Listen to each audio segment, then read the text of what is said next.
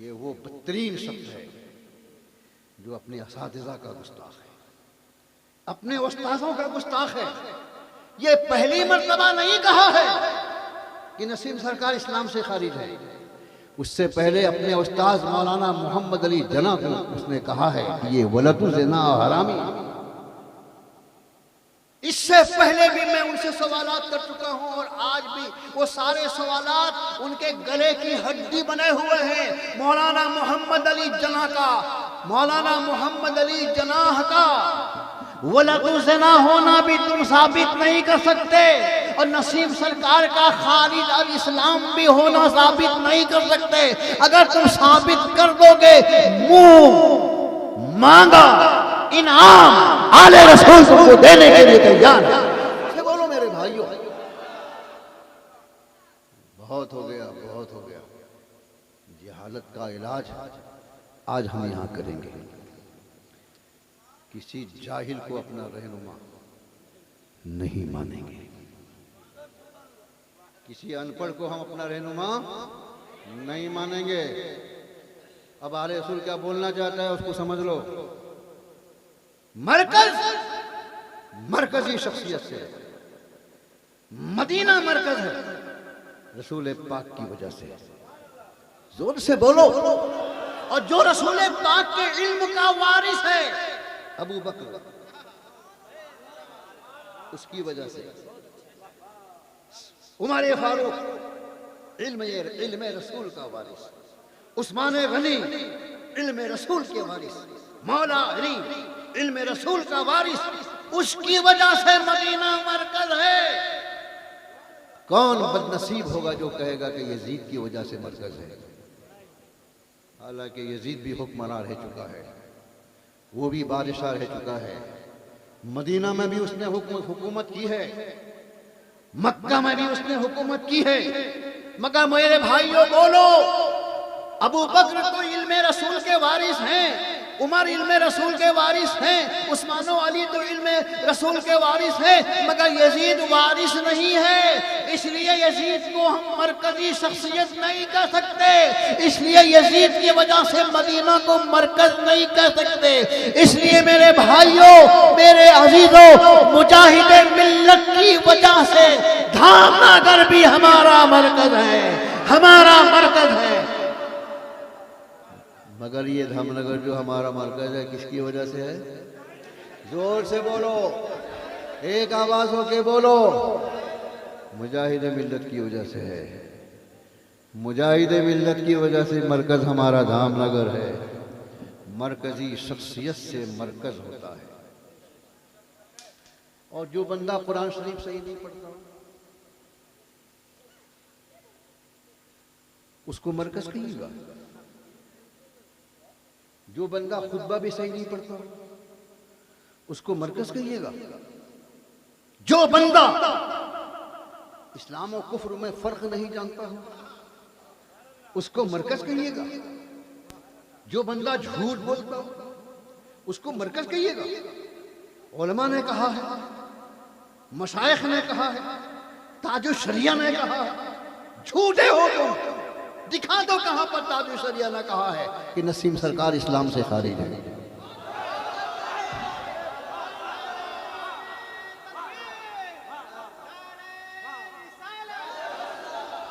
इसीलिए मैंने कहा था कि मेरी तकरीर 11 बजे रात को करवाइए, इसका डबल मजमा तो आपको डबल फायदा होता। मगर हमारी जमात ऐसी है, मैं क्या करूं। मैं अर्ज कर रहा हूं कि उलमा ने कहा है, मशाइख ने कहा है, सब अल्फाज हैं उनके। ताजुल शरिया ने फतवा दिया है, आले रसूल चैलेंज करता है उसको जो कहता है कि नसीम सरकार इस्लाम से खारिज है। मशाइख, उलमा और ताजुल शरिया ने फतवा दिया है। कहां पर फतवा दिया है दिखा दो, बोलो जरा जोर से, कहां पर फतवा दिया है दिखा दो। अरे तुम्हारा तो हाल यह है कि लफ्ज़ खारिज और इस्लाम की तस्रीह नहीं कर सकते।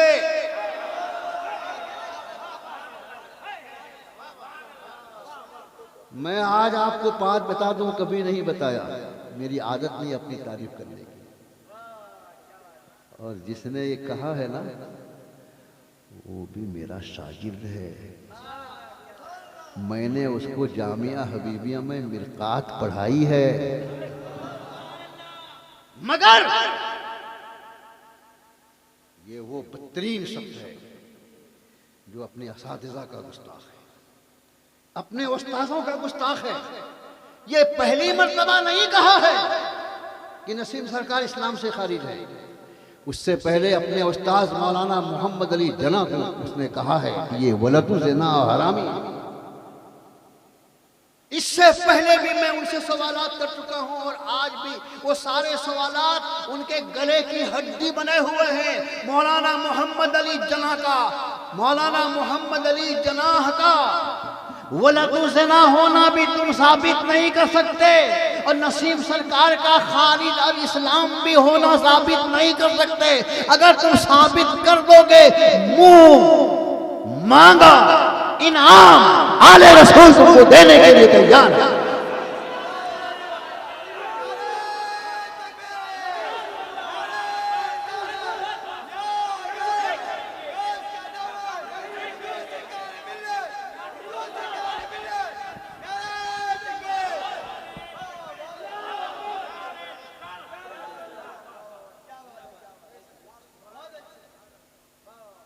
उसका जाहिल होना और साबित करूं? एक चीज और जान लीजिए, फिर मैं अगर आगे बातें बढ़ाऊंगा। देखिए, असल में हजरत मुजाहिद मिल्लत को लोग कम समझते हैं। वो अजीम शान ज़ात है जिसको उलमा नहीं समझ सके तो आवाम क्या समझेगी। हुजूर मुजाहिद मिल्लत अलैहि रहमतो व रिज़वान ने एक बंदे को जो मुशरिक था कलमा पढ़ा के मुसलमान बनाया। हजरात जाग रहे हो ना आप लोग, तो हाथों को लहराओ, जोर से बोलो और बुलंद आवाज से कहिए। जो हमारे भाई इधर उधर हैं वो भी आके यहाँ पर बैठ जाएं। कभी भी ऐसी तकरीर मैं आपको नहीं सुना सकूंगा। ये साल की आखिरी तकरीर है। रमज़ान से पहले जो तकरीर हमारी होती है वो साल की आखिरी तकरीर कहलाती है। ये आज मेरी साल की आखिरी तकरीर है। इंशाअल्लाह कल से मैं भद्रक में रहूँगा। और पिछले साल चांद के मामले में भी उसने अपनी जहालत दिखाई थी और मैंने उसको भी मुंह तोड़ जवाब दिया था। और जिसने उसको काजी उड़ीसा बनाया है उसको भी मैंने मुंह तोड़ जवाब दिया। किसकी हिम्मत है आले रसूल का मुकाबला कर लेगा? आले रसूल हक परस्तों के साथ रहता है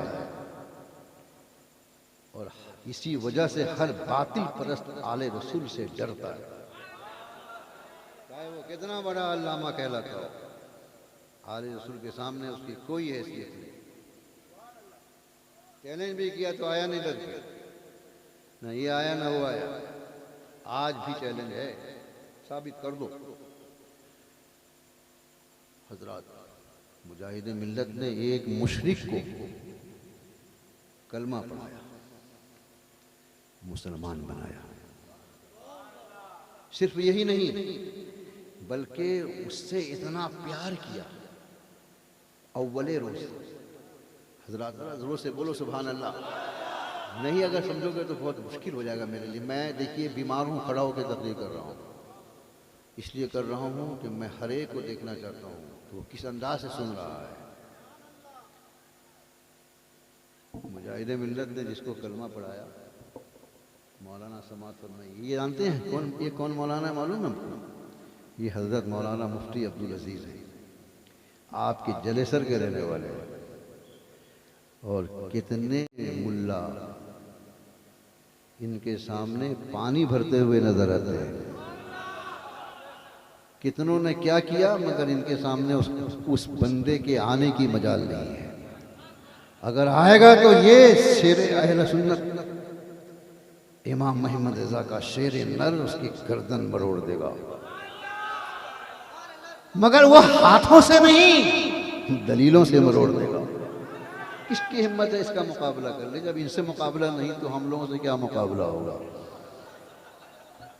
हाँ हजरत, मैं ये अर्ज कर रहा हूँ कि हजरत ने उसको कलमा पढ़ाया, और जिस दिन कलमा पढ़ाया उसी दिन नाम रखा। जो मैं बोलना चाहता हूँ उसको सुन लीजिए हजरत, बेदलील की कोई बात नहीं, और हम ठोस दलील पेश करें, लचक वाली दलील नहीं, ठोस दलील। पहले ही दिन नाम रखा।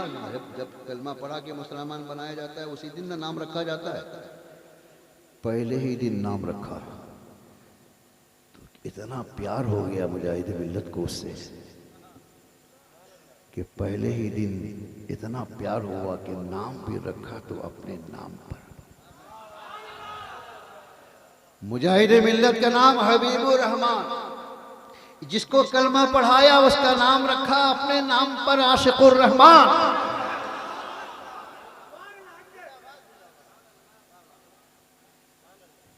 पढ़ाया, अपने शागिर्दों से पढ़ाया, खुद भी पढ़ाया, अपने शागिर्दों से पढ़ाया।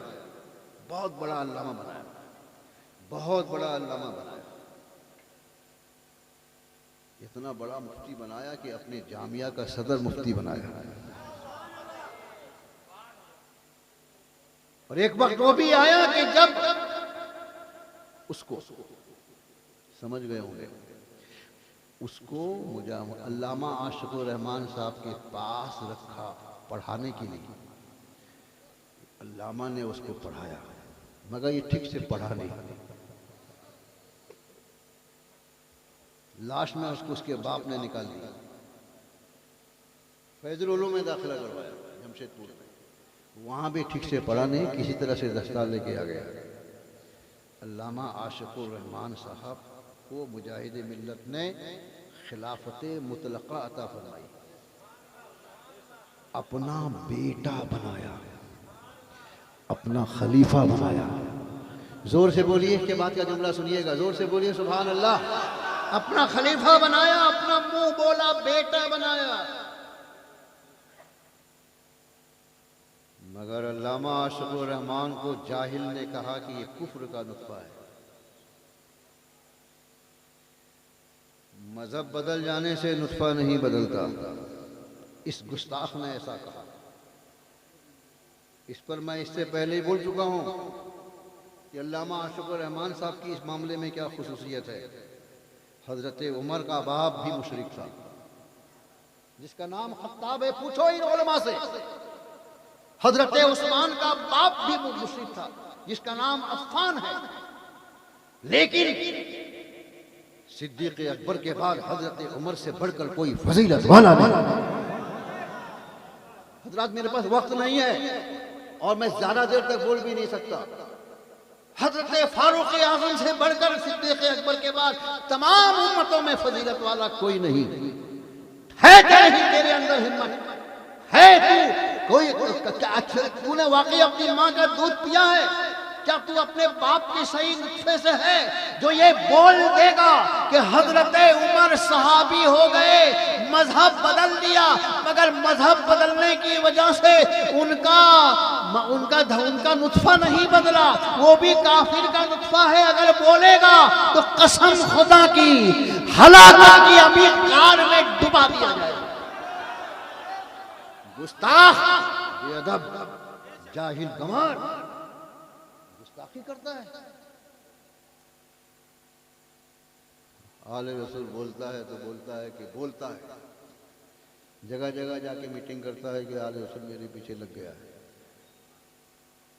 अबे तू अल्लामा आशिकुर रहमान साहब के पीछे लगा, तुझे एहसास नहीं हुआ? तू मौलाना मोहम्मद अली जना के खिलाफ लगा, तुझे एहसास नहीं हुआ? तू नसीम सरकार को खारिज अल इस्लाम कहा, एहसास नहीं हुआ? और मैंने अगर तेरा रद्द कर दिया तो बड़ा लग गया। याद रखो, आले रसूल जब तक जिंदा है गलत बात कह के निकल नहीं सकते, इसलिए कि आले रसूल को इमाम अहमद रजा ने, मुफ्ती आजम हिंद ने, मुजाहिद मिल्लत ने ऐसी सलाहियतों से नवाजा है, जो गलत कहेगा उसको दलीलों से कुचल दो।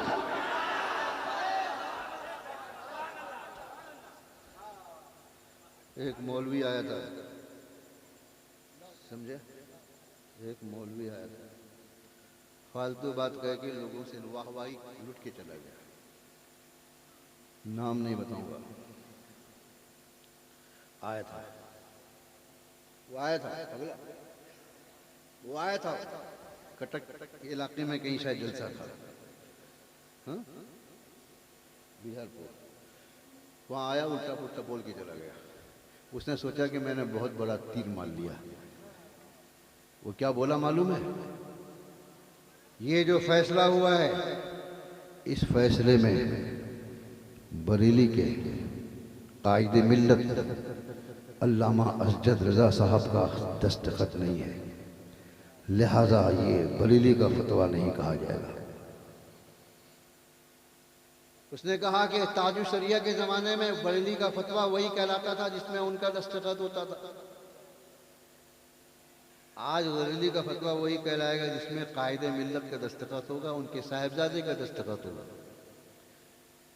मैंने खादरिया में शायद कहा था, ये गलत है, गलत है, गलत है।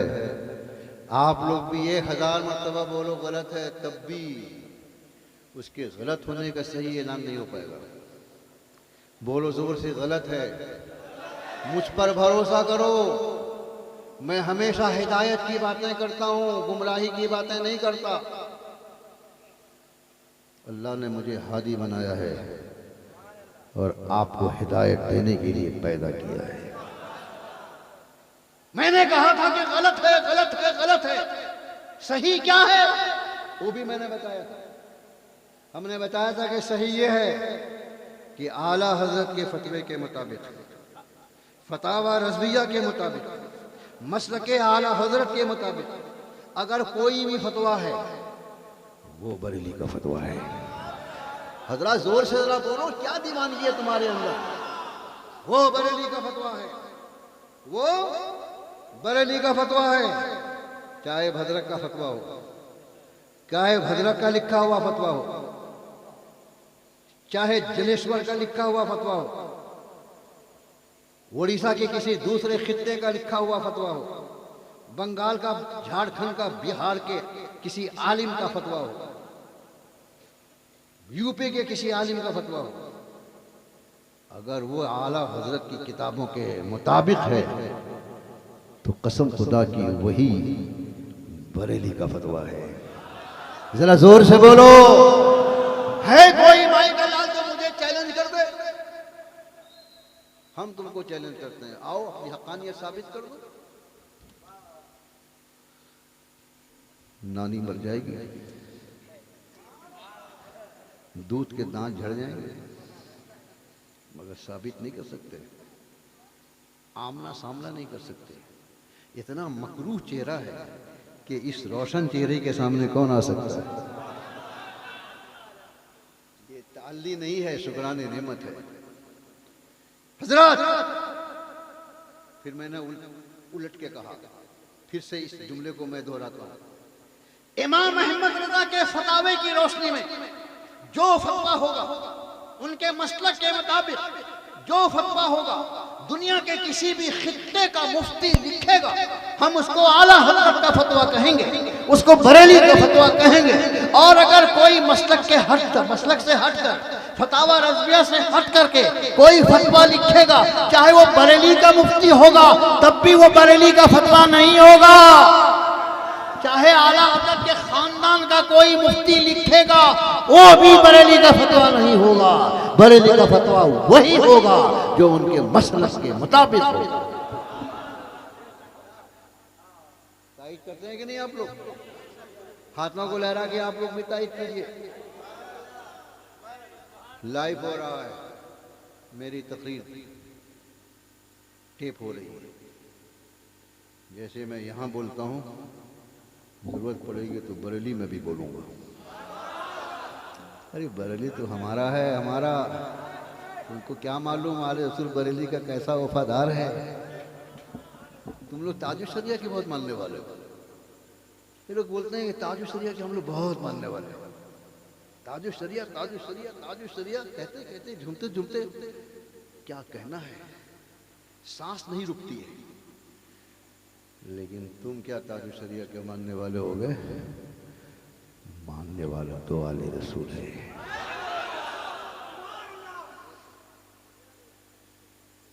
मैंने कहा था कादरिया में कि ताजु शरिया लक़ब पर लोगों ने एतराज किया कि ये लक़ब सिर्फ रसूल पाक के लिए ज़ेब देता है, किसी और को ये लक़ब नहीं दिया जा सकता। खुलफा है, लेकिन किसी ने भी वफादारी का फर्ज नहीं निभाया। बोलो जोर से, किसी ने भी वफादारी का फर्ज नहीं निभाया। ताजु शरिया जिंदाबाद का नारा लगाने से काम नहीं चलता। अगर ताजु शरिया पर कोई हमला करेगा, उसका दिफा करने के लिए अगर तुम सीना दिखाओगे, तब मैं समझूंगा कि तुम ताजु शरिया के वफादार हो। मैंने फतवा लिखा है ताजु शरिया के लक़ब की शरई हैसियत, पढ़ा भी होगा आपने। ये देखिए फतावा आले रसूल मेरी छप चुकी है, उस किताब में ये फतवा भी दर्ज है। ये हजरत मौलाना मुफ्ती अब्दुल अजीज अजीज गिरामी हजरत मौलाना अकील मुजाहिदी, हजरत मौलाना गुलाम सरवर नेमती, बाकी जो हजरात हैं उन लोगों की नज़र से वो फतवा गुजरा होगा। मैंने साबित किया है कि ताजु शरिया गैर नबी का नाम रखा जा सकता है, लक़ब दिया जा सकता है। और आपको हैरत होगी, जिन लोगों ने कहा था ऐसा नहीं कर सकते, उन लोगों ने के मुंह में भी दही जम गया, उन लोगों ने उस पर एतराज भी नहीं किया। और फिर मैंने दो बड़े बड़े आलिमों का नाम जिक्र किया है कि फला सन में फला आलिम का लक़ब भी ताजु शरिया है, फला सन के फला आलिम का नाम भी ताजु शरिया है। तो ताजु शरिया अगर गैर नबी का लक़ब नहीं हो सकता है, तो फिर इन उलमा का जो लक़ब हुआ उसके लिए क्या हुक्म होगा? हजरात, किसी के अंदर दम नहीं हुआ कि मेरे फतवे को रद्द कर दे। ताजु शरिया के मानने वाले तो हम लोग हैं, तुम लोग नारा लगाने वाले हो, उनके नाम को बेचने वाले हो। हम नहीं बेचते किसी का नाम, हम अपना अलग से वजूद रखते हैं। याद रखो अच्छी तरह से, हम अपना अलग से वजूद रखते हैं, हम किसी के मोहताज नहीं हैं। अगर कोई मोहताज समझता है तो बहुत बड़ी भूल है। हम अपने बुजुर्गों के फैजान से खुद मुस्तकीम हैं, हमको किसी की जरूरत नहीं है। हाँ, हम चाहते हैं कि दीन की खिदमत करें तो मिलजुल कर करें, तो उसमें ताकत ज्यादा होती है। इसी नजरिए के तहत काफी कोशिशें हो गई, मगर अफसोस के जो लोग इंतशार चाहते हैं वो इत्तेहाद कब चाहेंगे? बोलो मेरे भाइयों, जो सेमिनार हुआ था वो इत्तेहाद पैदा करने के लिए हुआ था या नहीं? अरे बोलो जोर से। उसके बाद जो कॉन्फ्रेंस हुई थी वो इत्तेहाद पैदा करने के लिए हुई थी या नहीं? हम मुसलमानों को मुत्तहिद करना चाहते हैं और तुम उनको मुंतशिर करना चाहते हो। कहीं भी कोई इत्तेहाद कायम किया है क्या? इतनी बात कहने के बाद बंदा आले रसूल ये कहता है कि कान खोल के सुन लो, बहुत दिनों तक जहालत की हुकूमत होती रही और पढ़े लिखे लोग अफसोस का हाथ मलते रहे, मगर सब्र का पैमाना अब लबरेज हो चुका है। अब आपको किसी महाज पर छोड़ा नहीं जाएगा। तूने जो कहा है वो उसको दलील से साबित करना होगा। अगर साबित नहीं कर सका तो तेरे पीछे न नमाज जायज। जोर से बोलो। ना तेरे पीछे नमाज जायज, न तुझसे मुरीद होना जायज। जो मुरीद हो चुके हैं उनकी भी बैत फंस। अगर दलील नहीं दे सका तो तू किसी का खलीफा भी नहीं रहेगा। सब चीज तेरी बातिल हो जाएगी। और तुम तो अनपढ़ हो, जाहिल हो, वैसे भी तुम्हारे पीछे नमाज जायज नहीं है और न तुमसे मुरीद होना जायज है। जो लोग मुरीद हो चुके हैं वो अपनी आक़िबत बचाने की कोशिश करें, किसी जामे शरायत पीर से मुरीद हो जाए, ईमान भी बचाएं और मशरब भी बचाएं, मसलक भी बचाएं और मशरब भी बचाएं। आखिरी बात कह के फिर मैं दूसरी तरफ अपना मोड़ लूंगा। सेमिनार हो गया? हाँ साहब, सेमिनार हो गया, जलसा हो गया, ऐलान हो गया। उसके बाद फिर देखिए रुजू शुरू हुआ। ये रुजू कर रहा है, वो रुजू कर रहा है, वो रुजू कर रहा है, वो रुजू कर रहा है। एक ने तो कहा था कि जब तक फलां का दस्तखत नहीं होगा वो बरेली का नहीं होगा, बरेली का नहीं कहलाएगा। उसको मैंने दंदान शिकन जवाब दिया तो मालूम हुआ कि अब वो तौबा भी कर चुका है। अब जो लोग रुजू कर रहे हैं, क्या वो इस फैसले को गलत समझ के रुजू कर रहे हैं? उनकी किसी भी तहरीर में ये बात नहीं है कि फैसला गलत है। रुजू तो सामने आया लेकिन फैसला गलत है, किसी ने दावा नहीं किया। इसका साफ मतलब ये है कि रुजू करने वालों की नज़र में भी फैसला सही है। जरा मेरे भाइयों जरा जोर से बोलो, जोर से। रुजू करने वालों की नज़र में भी फैसला सही है। किसी ने ये नहीं कहा कि फैसला गलत है। रुजू किया, अल्लाह ही बेहतर जाने क्यों किया। आप जानते हैं मैं क्या हूं? अभी आपको मालूम नहीं है। नहीं, शेर अहले सुन्नत जरूर हूं, मगर बदअकीदों के लिए हूं। आप लोगों के लिए तो मोम से ज्यादा नर्म हूं।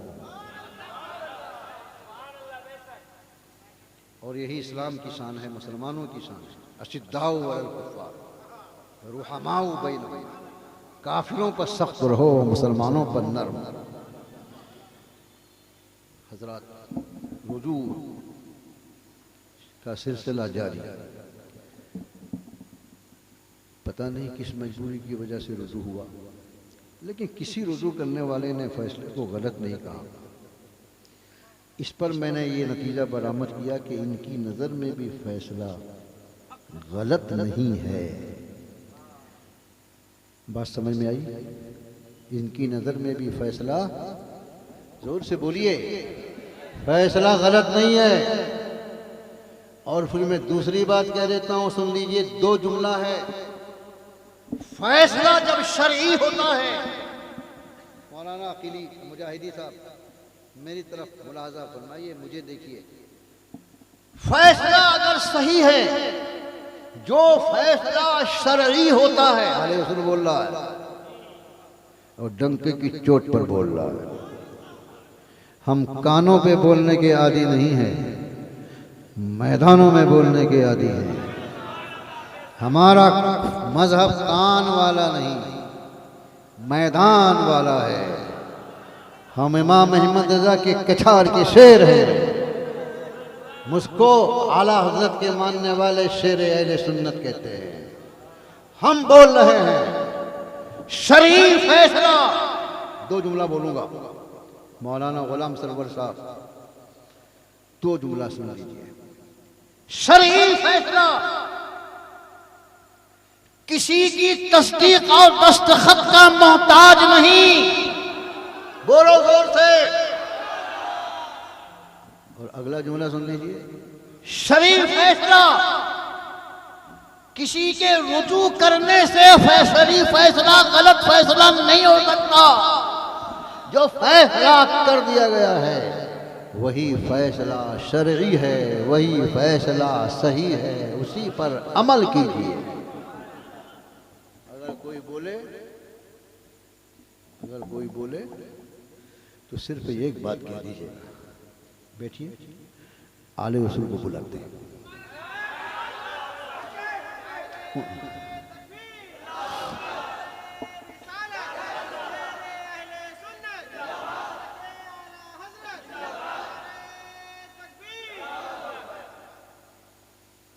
फिर देखिएगा कैसे भागेंगे। अक्सर जगह भाग चुके हैं, भागते ही रहेंगे। उनकी किस्मत में भागना ही है, छुपना है। और हमारी किस्मत में रात 1 बजे एनएस से जाना है और फिर एटीसी के अंदर रिवॉल्वर रखना है और लोगों से कहना है कि मेरी जान को बहुत खतरा है, रिवॉल्वर रख के चलता हूँ। और जब तक मारने वाला मार के चला जाएगा या डिक्की में उसका रिवॉल्वर रह जाएगा। पागल है क्या? और रिवॉल्वर चलाना भी नहीं जानता होगा, उसका निशाना बार बार खता करता होगा, करेगा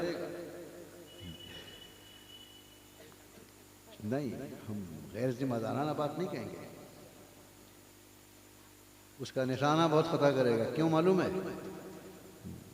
जो दीनी अहकाम में बार बार खता करता हो, वो रिवॉल्वर का निशाना कहां से लगा सकेगा?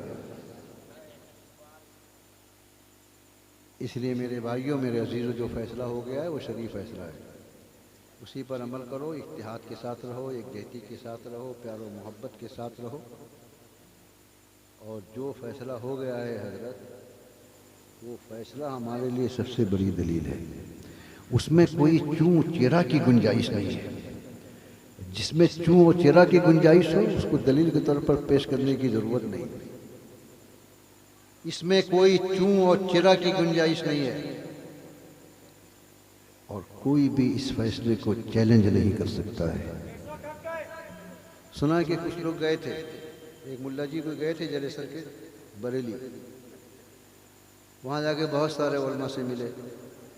मुफ्ती मोतीउर रहमान साहब के खिलाफ कोई मवाद हो तो दे दो, ये उनका फतवा है, इसके खिलाफ रद्द लिख दो। तो उन आलिमों ने कहा कि देखो, मुफ्ती मोतीउर रहमान क्या है उसको जाने दो। अगर उन्होंने लिख दिया है तो किसी के माई की लाल की ताकत नहीं है कि उनके खिलाफ आ जाए। हज़रात, अल्लाह तबारक व तआला का फजल है, एहसान है कि हम जिसको मानते हैं, वो दुम दबाए भागने वाला नहीं है। जो आज तुम्हारी आवाज पर आवाज नहीं मिला सकता, जो आज तुम्हारे नुकसान परेशानियों में साथ नहीं दे सकता, जो आज तुम्हारा सर ऊंचा नहीं कर सकता। नहीं समझ में आया? उनके मानने वालों से कह दो कि हम अपने पीर को बुलाते हैं, तुम अपने पीर को बुलाओ। वो मुंह छुपा के भागे। अगर वो गए भी वहां तो वो बोलेगा कि हम नहीं आए। जो यहां तुम्हारा साथ नहीं दे सकता है तो कयामत के दिन क्या साथ देगा? लेकिन आले रसूल खुले आम बोल रहा है, डंके की चोट पर बोल रहा है, मेरे मुरीदों, मेरे चाहने वालों और मेरे मसलक पर अमल करने वालों, सारे ईमानदारों आले सुन्नत व जमात से कहता हूं कि मैं तुम्हारा खादिम हूं। जब जब तुम्हारी दीनी जरूरत पड़ेगी, तुम अगर मुझे जंगल में बुलाओगे तो जंगल में जाऊंगा। तुम अगर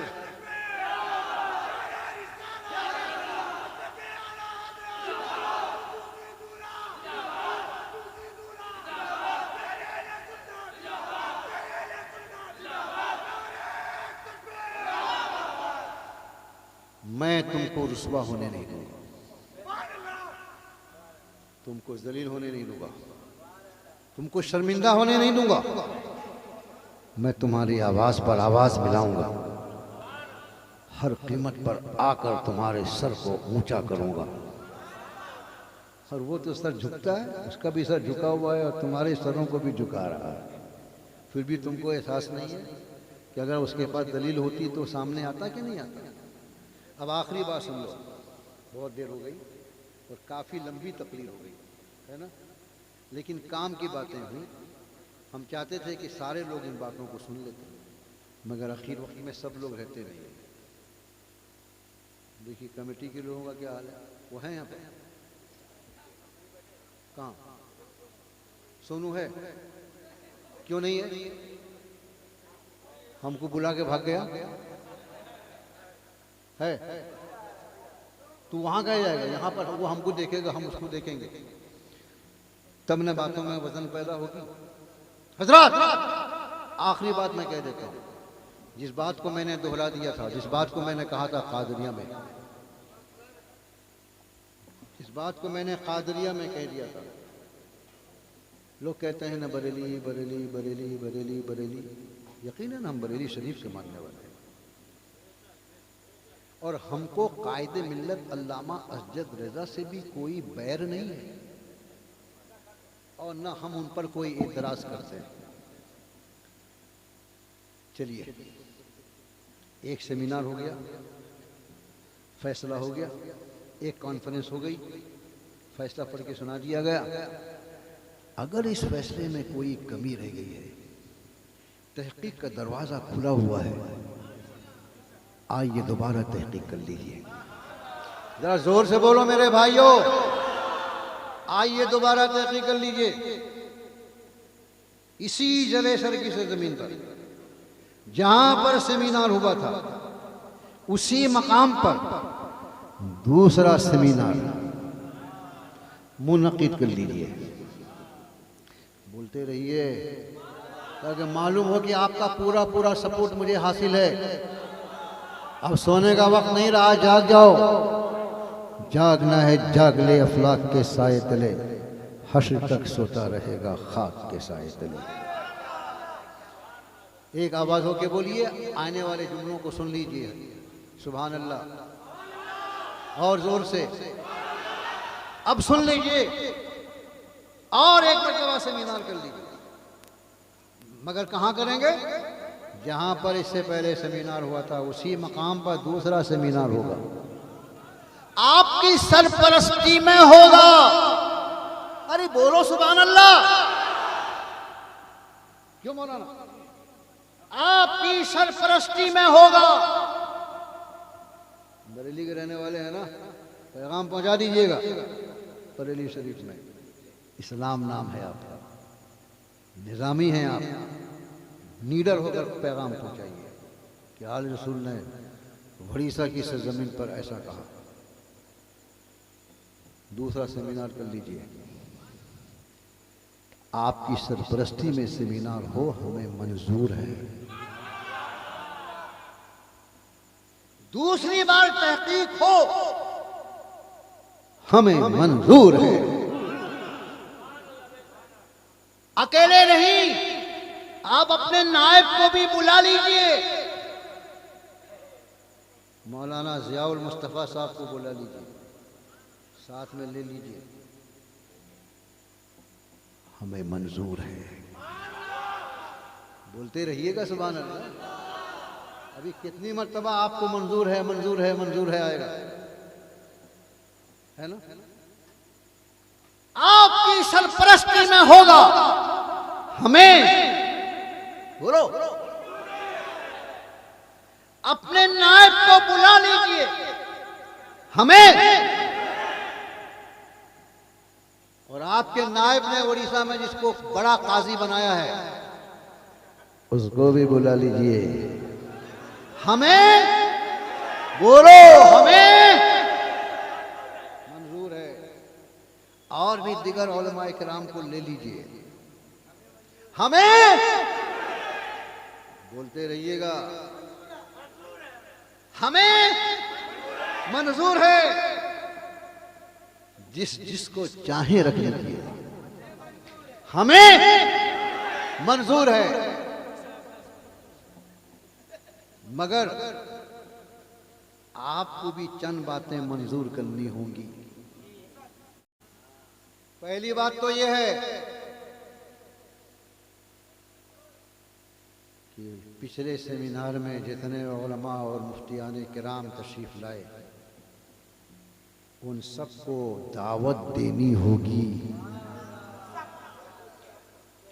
आपको भी ये मंजूर करना होगा। कॉन्फ्रेंस में मुफ्ती मोतीउर रहमान साहब ने अपना फतवा अलग से पेश किया है, उनको भी दावत देनी होगी। और इमाम अहमद रजा के फतावे की रोशनी में दूसरी तहकीक पे बाद जो भी फैसला होगा, हम क्या उड़ीसा का बच्चा उस फैसले को मंजूर करेगा और उसी की रोशनी में अपनी जिंदगी गुजारेगा।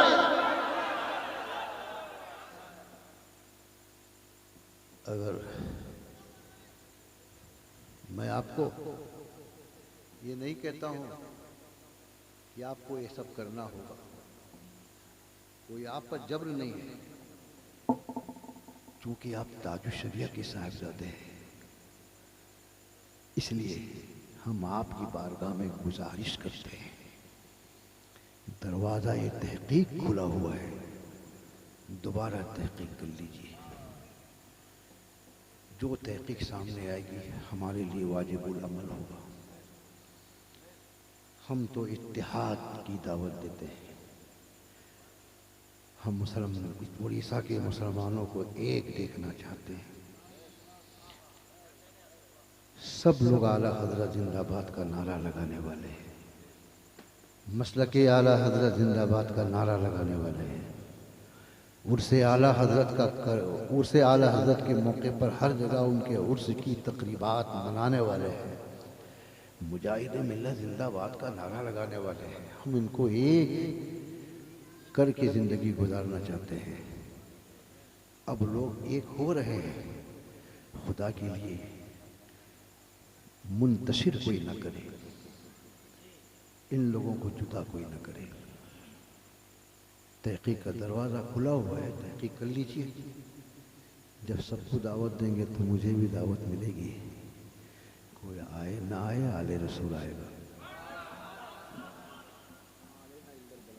बस अर्ज बोलें।